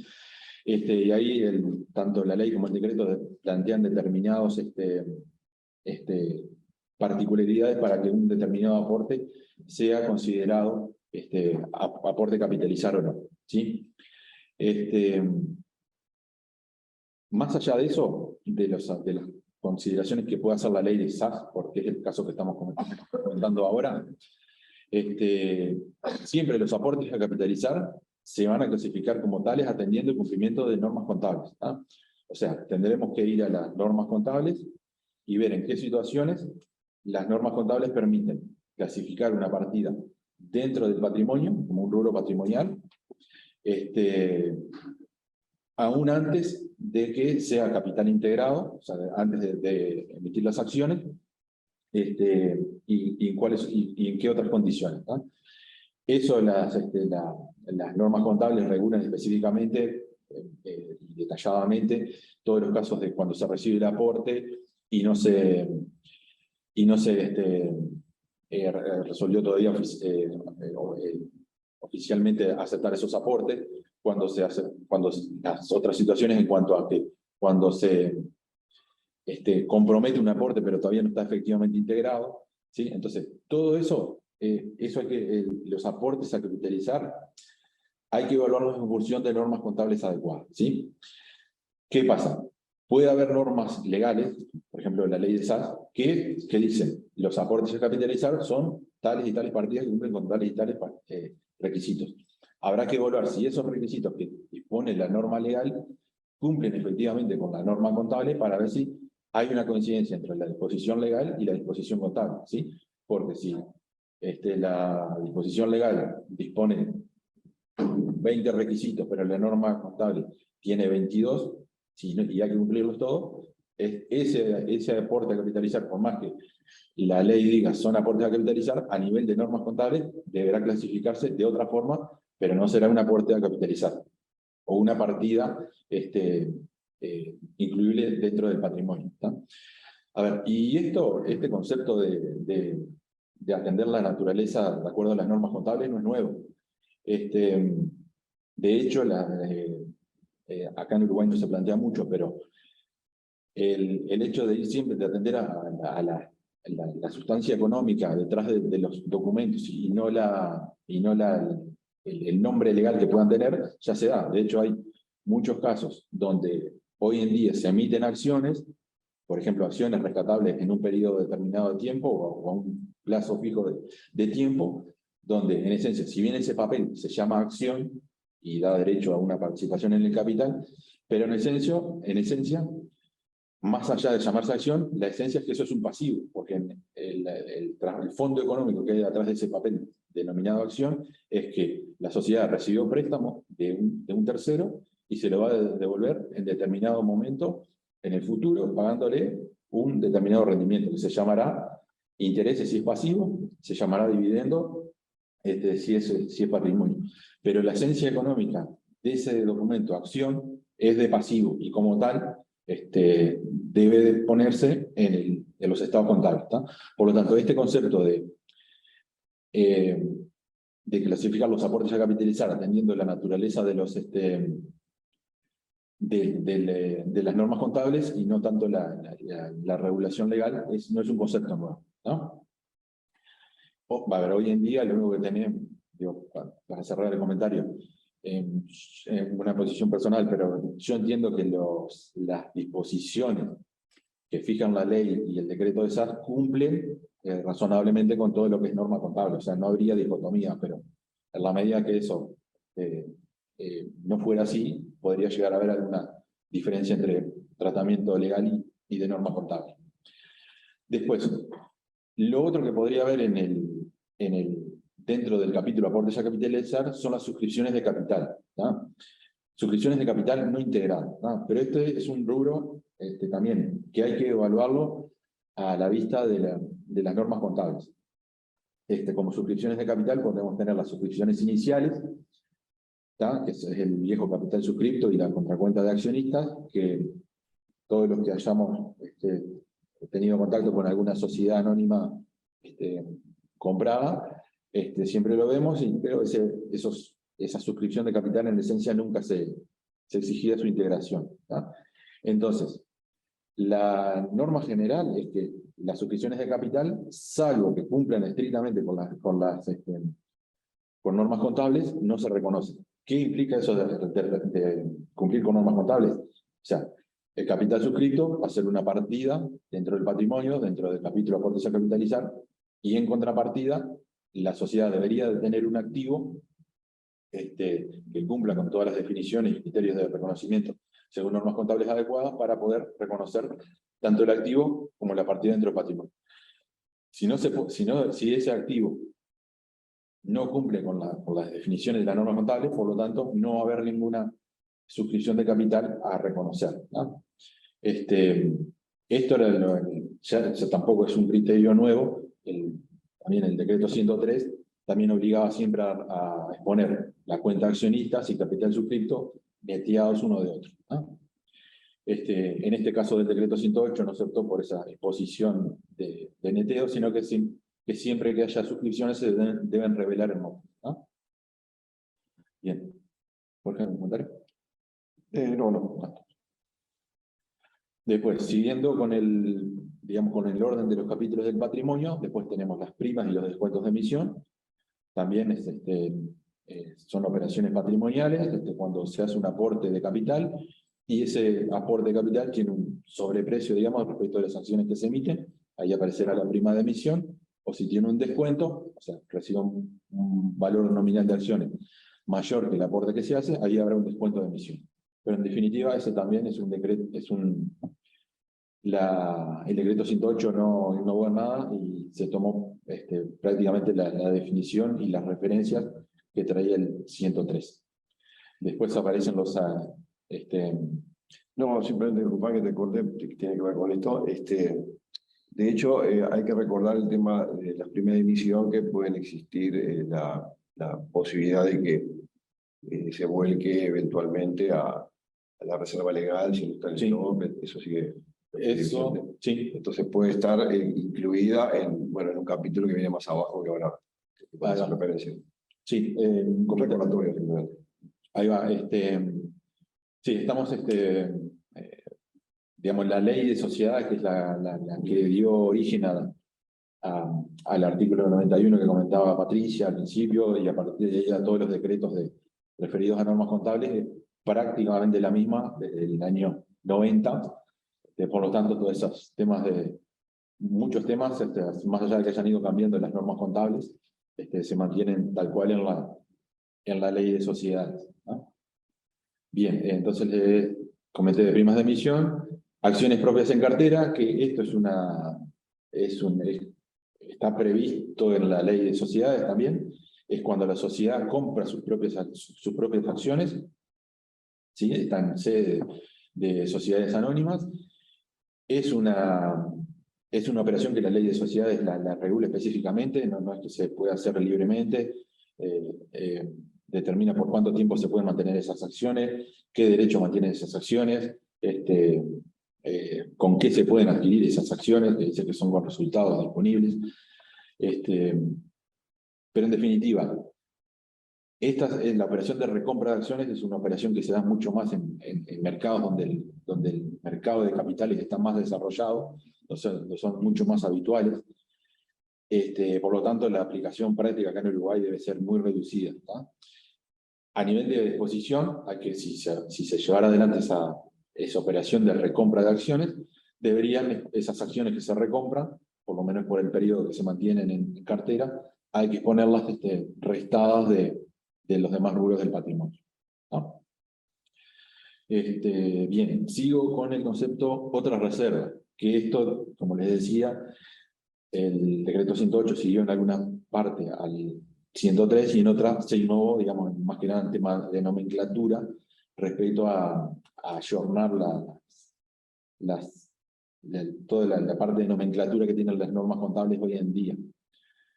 Que a ver, que este tema yo sé que a mucha gente no es un tema que genere unanimidad, ¿sí? Porque muchas veces los conceptos que vienen desde las normas contables, desde las NIF, pueden, digamos, chocar o podemos tener alguna interpretación un poco diferente acá en Uruguay, pero si lo que intentamos es tener una unificación y tender a normas internacionales, más allá de que un nombre nos pueda gustar un poco más o un poco menos, tenemos que apuntar a ir a una nomenclatura uniforme para todos los estados contables. Entonces, en este caso de otras reservas, que serían los viejos ajustes al patrimonio, ¿sí? Ahí tenemos algunos rubros que se deben incluir. Ahí lo aclaro por las dudas, porque como aparece el nombre de reserva, no son reservas de utilidades, ¿sí? No son la reserva legal o la reserva por fiscales, ¿tá? No son reservas de utilidades. Y en definitiva, ahí, dentro del rubro de otras reservas, va a ir las partidas del ORI, ¿sí? Esto era lo que hablaba Jorge hoy más temprano de la charla, nos decía, bueno, las normas contables nos dicen que determinadas partidas se reclasifican en el ORI. Ese ORI, dentro del esquema del decreto 108, va en otras reservas, ¿sí? También va a ir el ORI, que lo vamos a ver, el propio ORI del resultado por conversión, ¿tá? Y después lo otro que puede haber dentro de esas otras reservas son resultados de transacciones entre la entidad y sus socios, distintas de aportes de capital o distribuciones de utilidad. ¿Qué pasa? Las normas nos dicen que es resultado la variación del patrimonio entre el inicio y el fin, distinto a aportes o retiros de capital. Perdón, aportes o distribución de utilidad, ¿sí? Entonces, ¿qué pasa cuando por una operación entre la sociedad y el accionista se genera un resultado? Les pongo un ejemplo. Un accionista recede, o sea, se va de la sociedad y de acuerdo a un balance que se haya realizado, su EPP que le corresponde cobrar son 100 pesos. Pero por negociación entre los accionistas que se van y los accionistas que se quedan, se resuelve pagarle 120, ¿tá? Por temas de negociación, reconocimiento de valor llave o lo que sea, ¿tá? Entonces, ¿cómo esos 20 que le pagaron de más, dónde se reconocen dentro del patrimonio? ¿Sí? Entonces, eso es una operación entre el accionista y la sociedad. Entonces, esa diferencia, ese mayor valor que se lleva en este caso, que planteábamos de más, hay que exponerlo dentro de otras reservas, ¿sí? O sea, se hará una reducción patrimonial al BPP por los 100, y esos 20 además se incluirán dentro de otras reservas. Bien, después, perdón, un detalle más, la prima de emisión en esencia es un resultado entre la sociedad y el accionista, no único que las normas contables lo tratan de una forma un poco particular, pero conceptualmente también es un resultado entre sociedad y accionista. No, un aporte simplemente entre lo que tú estás hablando. Simplemente para bajar de alguna forma la ansiedad que pueden tener algunos en cuanto al tema de las partidas del ORI. A ver, los que aplican NIF-Pymes, ¿sí? Como en Uruguay tenemos la primera versión del año 2009, ¿sí? Que obviamente que se supone que hubo alguna actualización, e inclusive que ya se está por actualizar nuevamente. Pero la NIF para pymes, versión 2009, que es la que tenemos vigente en Uruguay, tiene 3 partidas del ORI, ¿sí? Que inclusive de las 3, hay 2 de ellas que son de temas que no son muy comunes, por decirlo de alguna manera, porque tienen que ver con un ORI que surge a través de ciertos instrumentos complejos de la sección 12 de la NIF-Pymes, y otro que tiene que ver con beneficios a los empleados en un plan definido, que es así como un plan que se calculan por métodos actuariales, que cuando se corrige el pasivo originado por ese concepto, puede originar ORI. Y el tercer concepto es el que surge de la diferencia de conversión al aplicar la sección 30. Y después se le agrega, digamos, en Uruguay, a través de la posibilidad que dio el decreto 291 y 372, la revaluación, usando el término antiguo, digamos, por decirlo de alguna manera, de propiedad, planta de equipo y de intangibles. O sea que en realidad no son tantos casos, ¿sí? Sí es verdad que hay más ejemplos, que no es momento ahora de extendernos demasiado, para las NIF full, pero para NIF para pymes, yo diría que en general nos quedaríamos con la conversión, la regulación de bienes de uso, ¿sí? O sea, propiedad, planta de equipo y, bueno, y eventualmente intangibles, ¿no? Y sí, básicamente por ahí, no sé si comparto. Sí, de acuerdo. Sí, bueno, la aclaración, porque a veces el nombre... Para no asustarse tanto, digamos. El nombre de otro resultado integral y todo el énfasis que a veces le damos nos puede llevar a sobrevaluar, digamos, lo que realmente implica ese ORI. Bien, después sigo y vienen las reservas de utilidades, que estas sí son las clásicas reservas, ganancias retenidas, por la razón que sea, ya sea reserva legal, reservas estatutarias, reservas fiscales o lo que sea. Y por último tenemos los resultados acumulados, ¿sí? El título resultados acumulados, y de ese título dependen los resultados de ejercicios anteriores, ¿sí? Son todos los resultados anteriores, sin resultados positivos o negativos, sin asignación específica.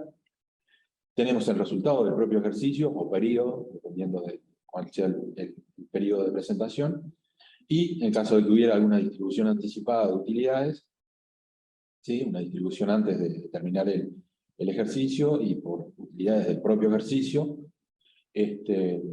ahí en ese caso también se presentan dentro de los resultados acumulados, pero restados, ¿no? Eso, digamos, digamos, hasta ahí es lo que conocíamos. ¿Qué se agrega? Y esto se agrega para aquellas entidades que tengan una moneda funcional distinta al peso uruguayo, ¿sí? Una entidad que tenga su moneda funcional distinta al peso uruguayo, con los 3 rubros que dijimos hasta ahora, se va a manejar perfectamente y no va a tener ningún cambio respecto a lo que es tradicional acá en Uruguay. ¿Qué pasa? Las que tienen moneda funcional distinta al peso uruguayo, ahí es donde también aparecen los efectos de la conversión, ¿sí? De la conversión de la moneda funcional al peso uruguayo. Y ese efecto de conversión va a corresponder dos puntos va a tener. El correspondiente a resultados de ejercicios anteriores, ¿sí? O sea, los resultados de ejercicios anteriores se van a tener que va a haber determinados resultados de ejercicios anteriores en dólares. Eso va a tener su equivalente en pesos, que serán los pesos históricos, y ahí va a aparecer una partida de diferencias por conversión para que cierre esa partida al tipo de cambio del cierre del ejercicio, ¿no? Eso respecto al resultado de ejercicios anteriores. Lo otro que va a aparecer ahí es el resultado del ejercicio anterior transferido. ¿Qué pasa? El resultado del ejercicio, que se pone acá digamos, los pesos, en una empresa que tiene moneda funcional distinta al peso uruguayo, va a ser el resultado convertido, y las diferencias por conversión entre el resultado de moneda funcional dólar y ese resultado convertido, eso se pone en las otras reservas, ¿sí? Por ejemplo, estamos al 31 de diciembre del 2022, ahí vamos a tener dentro del capítulo otras reservas, vamos a tener diferencias por conversión del resultado del ejercicio, ¿no? Eso se va a presentar así el 31 de diciembre del 2022, y lo otro que dispone también el propio decreto 108 es el tratamiento de esas partidas el primer día del ejercicio siguiente, que ahí nos dice que esa diferencia por conversión, al primer día del ejercicio siguiente, el 1 de enero del 2023, ahí se transfieren a resultados acumulados, ¿sí? O sea, los resultados de ejercicios anteriores, en definitiva, siempre deberían arbitrar al tipo de cambio del cierre del ejercicio, ¿no? Después de ajustado por la variación del propio ejercicio, ¿no? Entonces, por eso es que dice que están las diferencias por conversión, el efecto de la conversión de los resultados de ejercicios anteriores y el transferido, o sea, dice que les decía que el primer día del ejercicio siguiente se pasa a resultados acumulados, ¿no?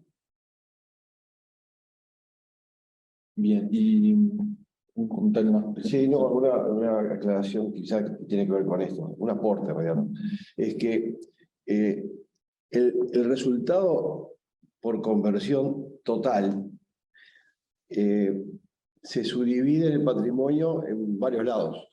Para hablar mal y pronto, se distribuye de varias maneras.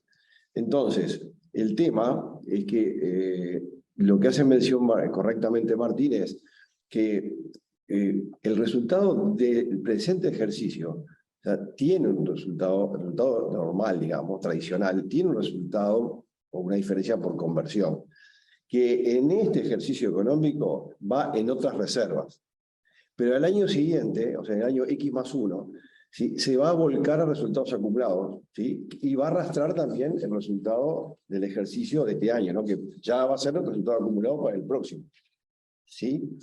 Pero los demás ORI, de los demás rubros, ahí en la exposición, no sé si eso ya lo mencionaste, pero No, eso no. lo va a explicar ahora Martín, digo, no tiene nada que ver con esto, o sea que hay otro ORI que va a ir a otro lugar. Te doy pie, Martín, para... Ahí va.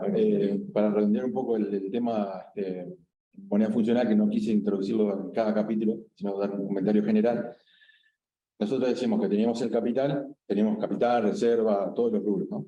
Entonces, en aquellas entidades que tengan una moneda funcional distinta al peso uruguayo, evidentemente va a surgir en la parte de pesos unas diferencias por conversión. Por ejemplo, en el capital vamos a tener un balance, suponiendo que tenemos un balance en dólares y pesos, respecto al rubro de capital. En el capital, en la columna dólares, vamos a tener determinado valor de capital, que serán los aportes históricos en dólares hechos en algún momento. En la columna de pesos aparecerá el valor histórico del capital integrado, ¿sí?, que eso será el equivalente en pesos de esos aportes en dólares al momento que se hayan hecho, y va a aparecer una línea, diferencias por conversión del capital integrado, de forma tal que la sumatoria entre valor nominal del capital integrado en pesos más diferencias por conversión del capital integrado arbitre al tipo de cambio de cierre del ejercicio que estemos considerando. Esas son las diferencias por conversión que decía Jorge, que van a aparecer en cada capítulo. Lo mismo va a aparecer en reservas, lo mismo va a aparecer en aportes a capitalizar y en todos los rubros, ¿sí? Lo único que es, esas diferencias por conversión se mantienen año a año, digamos, dentro del capítulo respectivo. No se reclasifican a ningún lugar. Lo único que se hace es ajustar por la variación del tipo de cambio entre el inicio y el cierre de cada ejercicio. La única... Solo un comentario, ya que los escucho y acordándome un poco del decreto y cómo lo redactamos. La idea, bien, como los dos se pusieron recién, primero Martín explicando que los componentes de patrimonio está taxativamente cómo deben ir para todas las entidades. Y a su vez sumo lo que hoy comentaba Jorge, el tema de que cómo es la conversión según normas contables, que él muy bien lo dijo, o sea, activo a tipo de cambio de cierre, pasivo a tipo de cambio de cierre, por lo cual patrimonio total nos queda a tipo de cambio de cierre. ¿Cuál es el tema? Que a nivel del estado de resultados, como también lo vimos, las cuentas van a valor histórico o a tipo de cambio promedio, por lo cual, para que el patrimonio quede a tipo de cierre, hay un resultado por conversión. Y ese es el que estamos comentando, de que va en el rubro de resultados, de ORI, de otras reservas. Y todos los demás componentes de patrimonio van a estar ajustados a tipo de cambio de cierre. ¿Cómo? Como recién acaba de exponer Martín, con el rubro capital integrado y abajo el efecto por conversión de capital integrado, logrando así que todos los capítulos de patrimonio van a estar a tipo de cambio de cierre.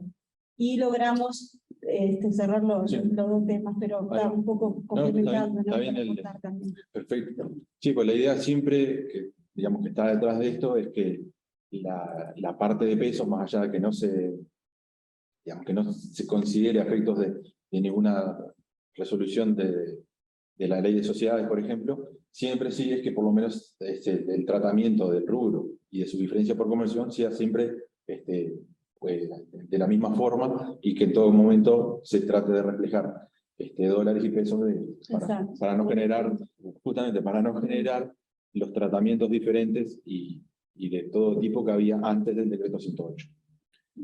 Por eso es importante que se tenga en cuenta que si hoy o mañana ustedes pueden llegar a recibir un estado contable emitido por algún colega del exterior, por ejemplo, es decir, que obviamente está hecho con otras normas que no es el decreto 108.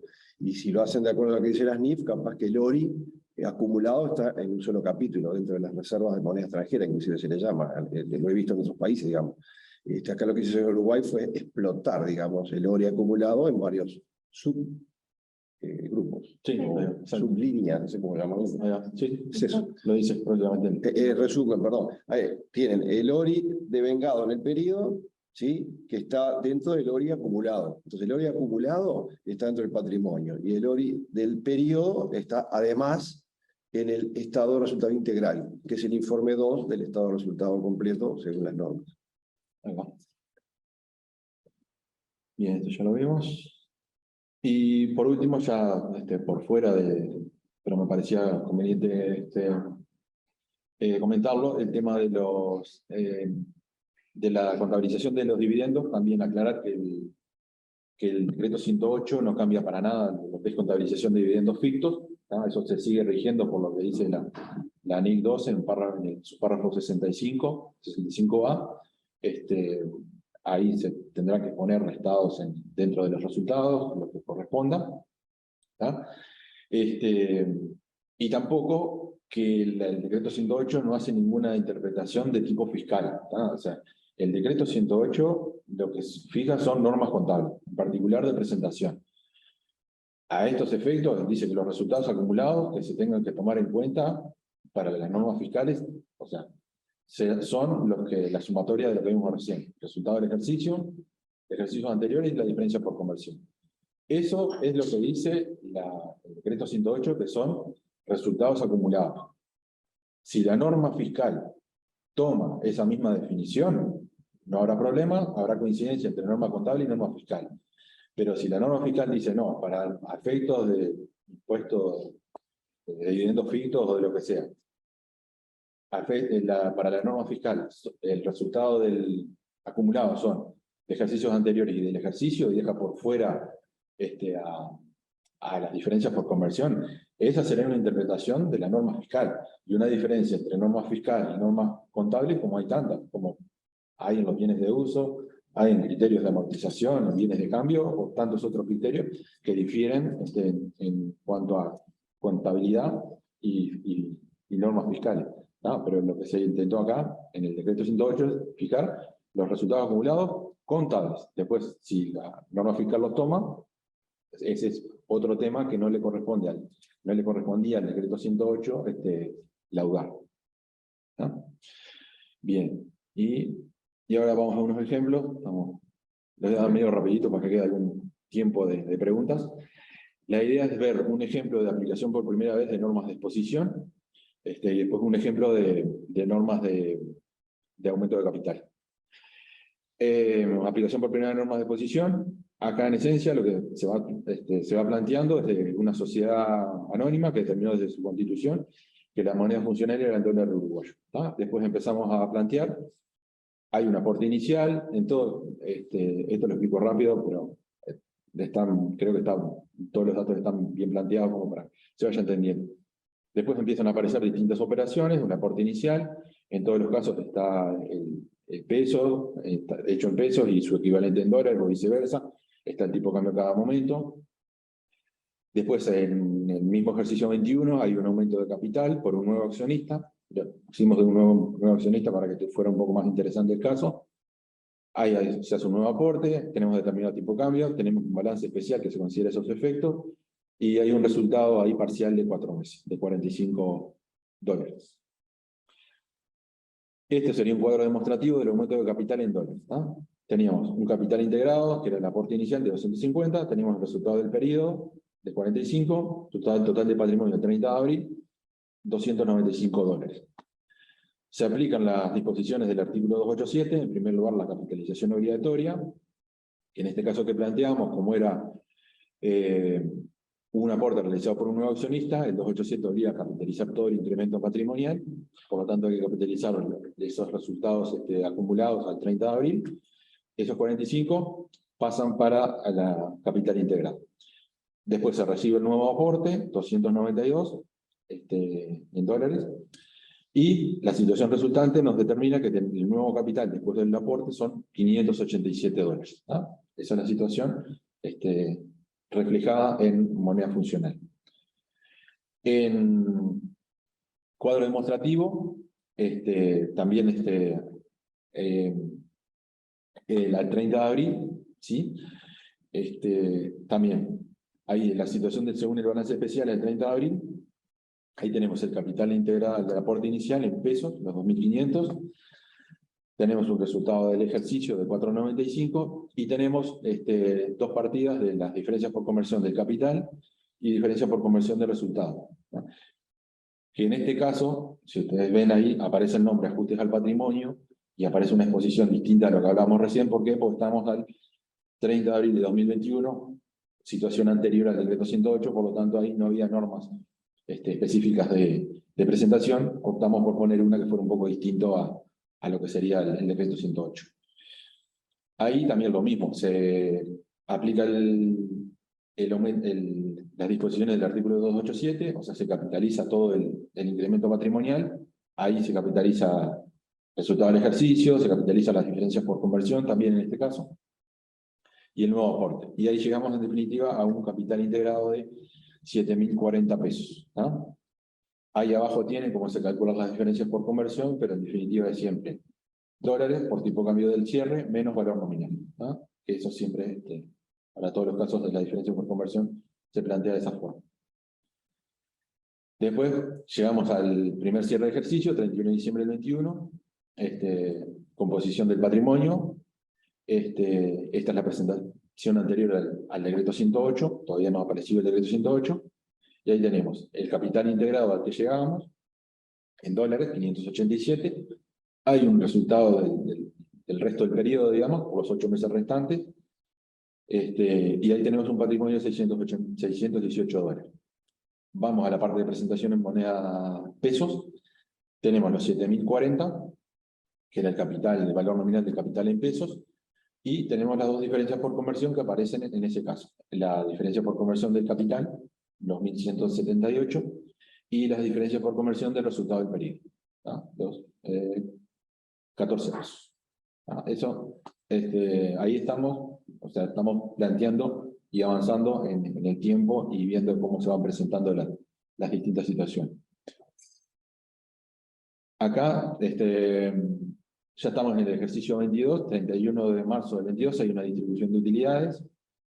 ¿Sí? Ahí también todavía no estaba vigente el decreto 108, por lo tanto la sociedad considera los rubros en pesos para distribuir.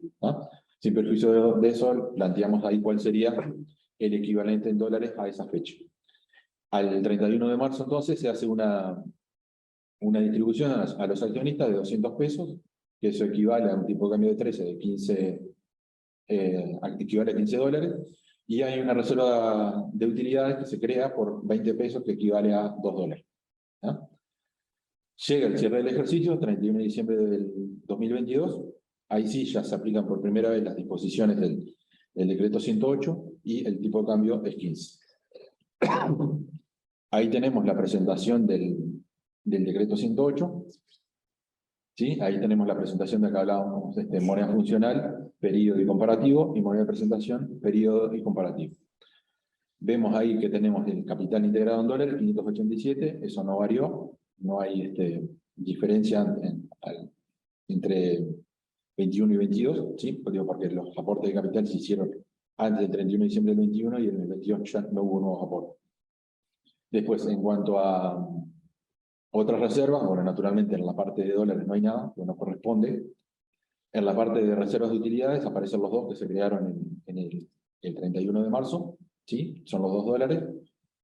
Y después los resultados del ejercicio anterior, eso, si me permiten, acá aparece cómo están formados en el punto D, cómo están formados esos resultados del ejercicio anterior, que son los 45 que teníamos al 30 de abril del 21, esos se capitalizaron, después surge el resultado del ejercicio al 31 de diciembre del 21, y está la distribución de utilidades a los accionistas. Eso nos da un saldo al final de $14 de resultado de ejercicios anteriores al 31 de diciembre del 2022.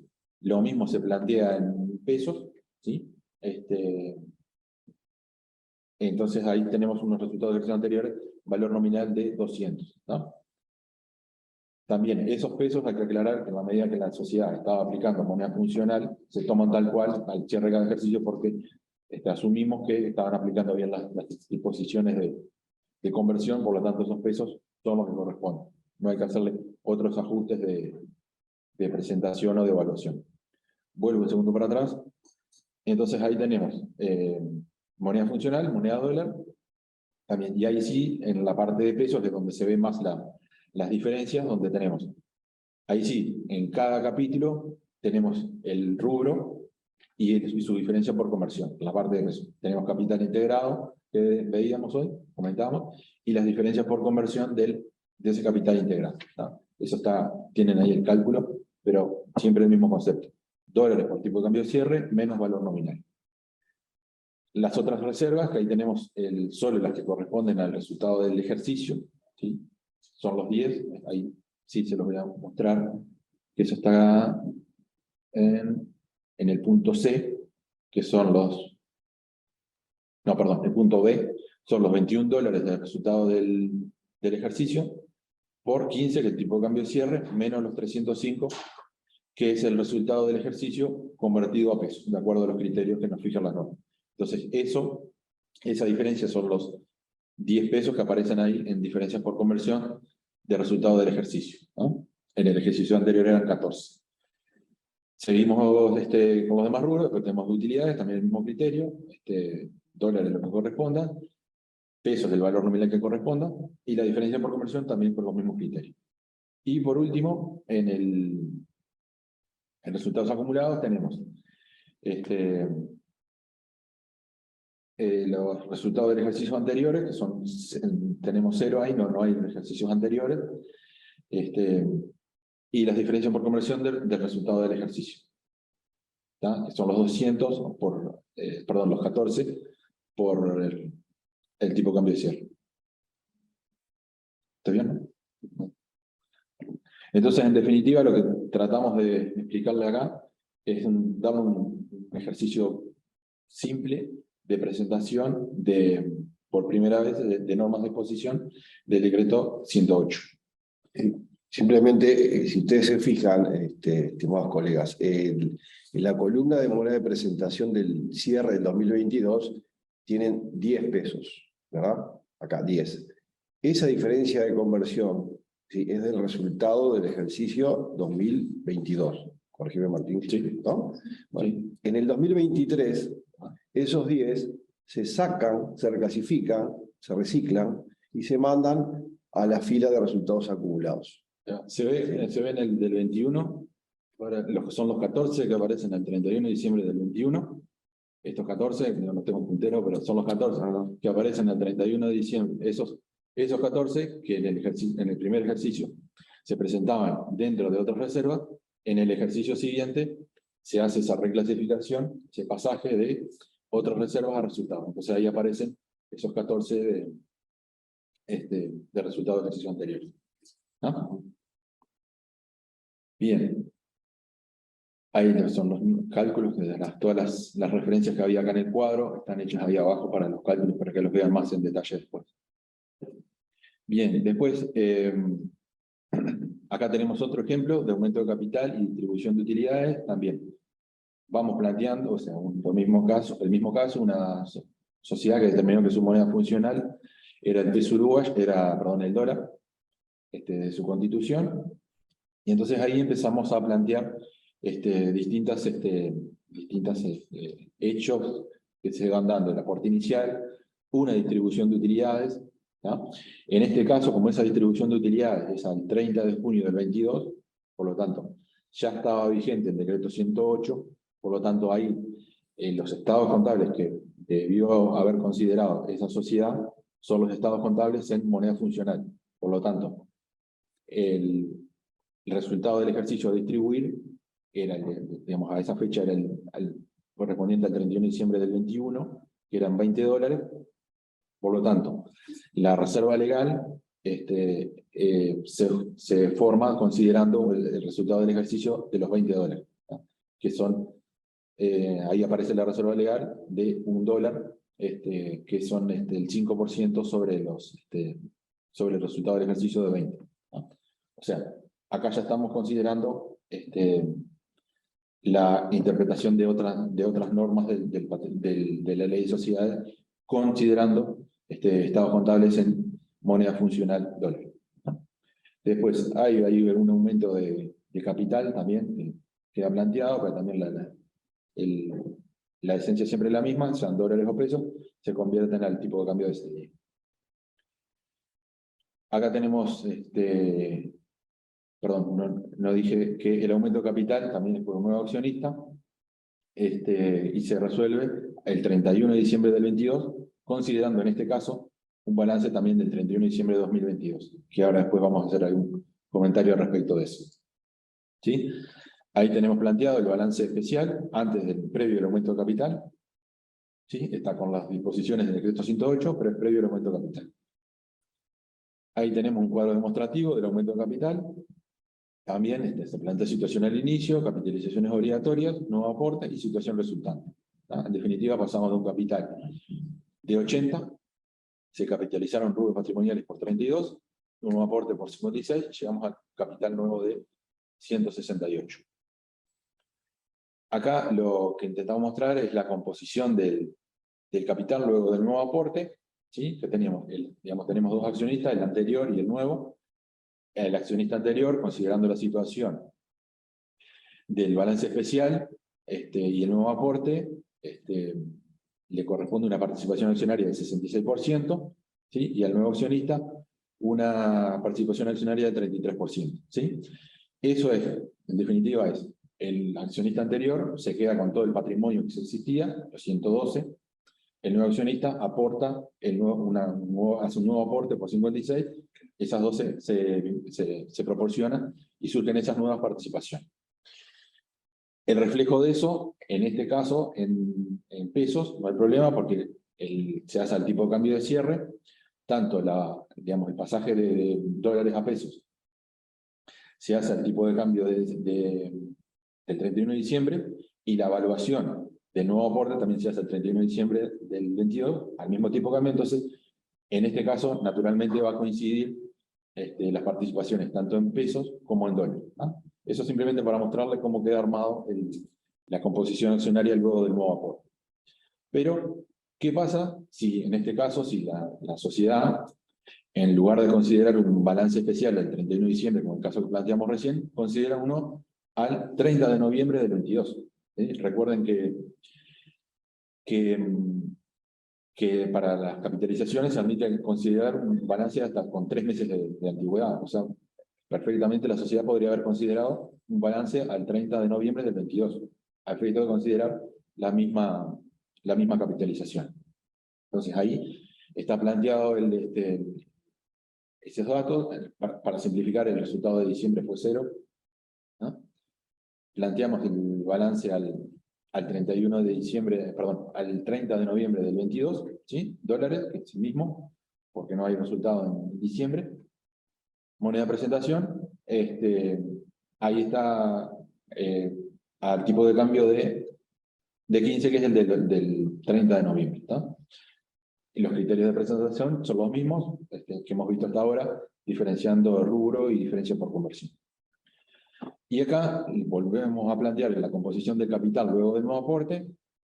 Vemos ahí los dólares, que naturalmente ya arribamos a los mismos resultados. Participación en dólares 66,6 y 33,4. Eso no varió para nada, considerando los dólares. ¿Está? Por lo tanto, primer resumen, evaluando los aportes en moneda funcional, en dólares, no deberían generarse diferencias en cuanto a la participación accionaria resultante. Pero ¿qué pasa cuando pasamos eso a la parte de pesos? Para reflejar eso en pesos. Ahí tenemos que los rubros patrimoniales se capitalizan a los pesos del 30-11, por lo tanto son los 112 dólares al tipo de cambio de 15 que era el del 30 de noviembre.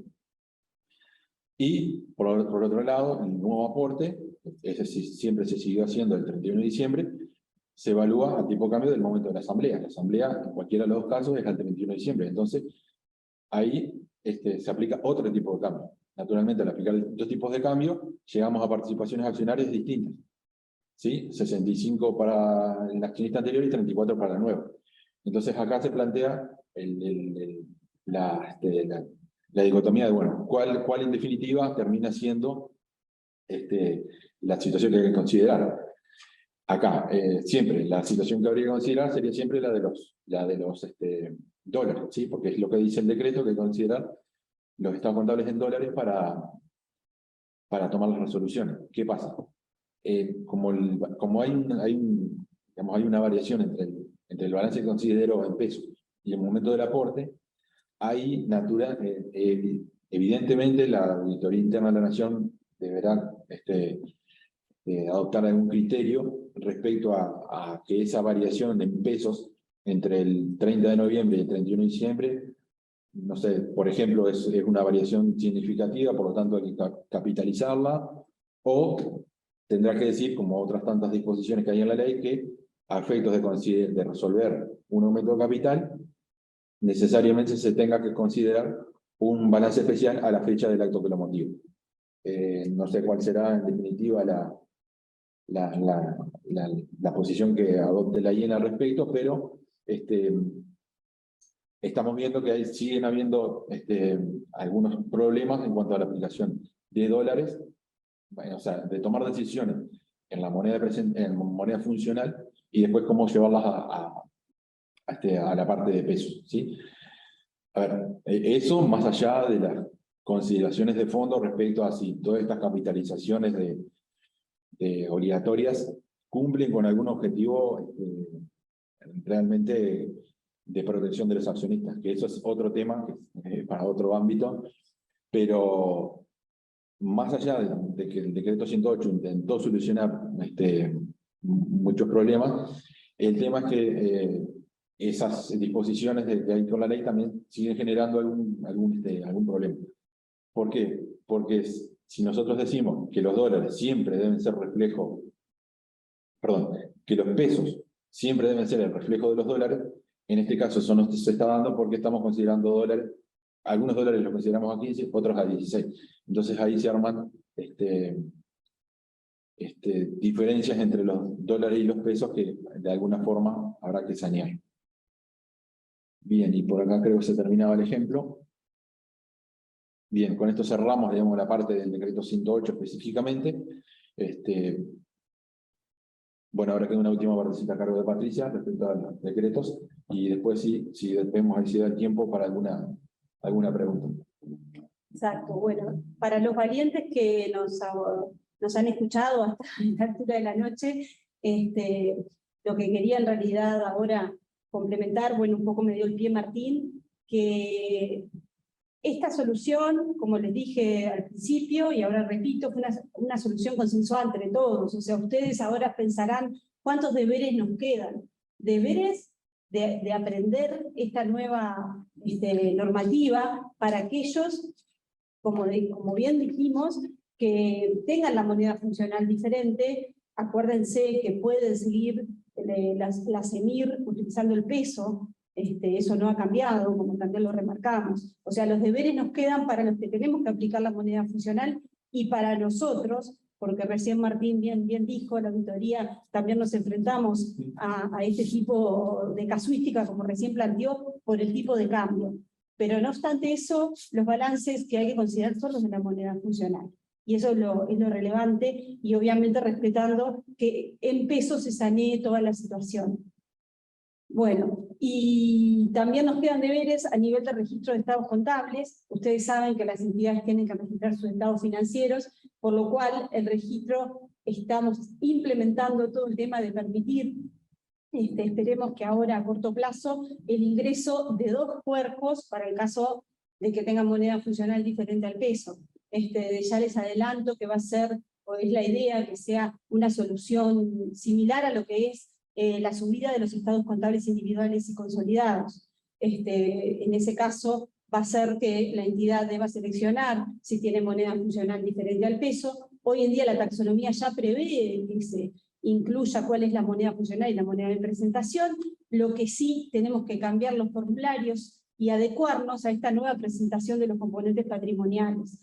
O sea que va a haber un cambio en el registro de estados contables, estamos en eso y es el deber que nos queda de nuestro lado. Por eso les digo que lo que comencé diciéndole que tenemos que considerar que es muy importante para nuestra profesión es el mantener normas contables adecuadas en un ámbito en el cual estamos de acuerdo tanto la doctrina como los controladores, como los privados, los colegios.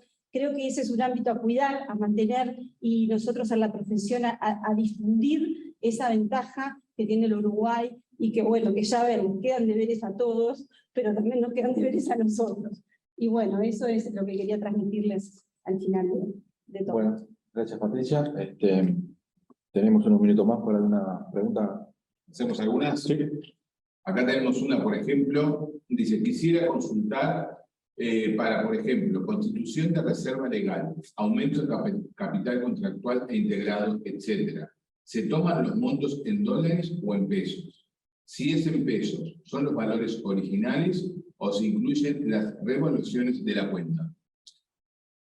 Ahí salvo para lo del contractual, que creo que no corresponde, porque eso es un valor que aparece en el estatuto, y hoy en día no ha cambiado, o sea, las sociedades van a tener que seguir manteniendo su capital en pesos, pero a efectos de crear reserva legal, distribuir utilidades, hacer nuevos aportes, se deben considerar los estados contables en moneda funcional, que fue en esencia, son los 2 ejemplos que planteamos recién.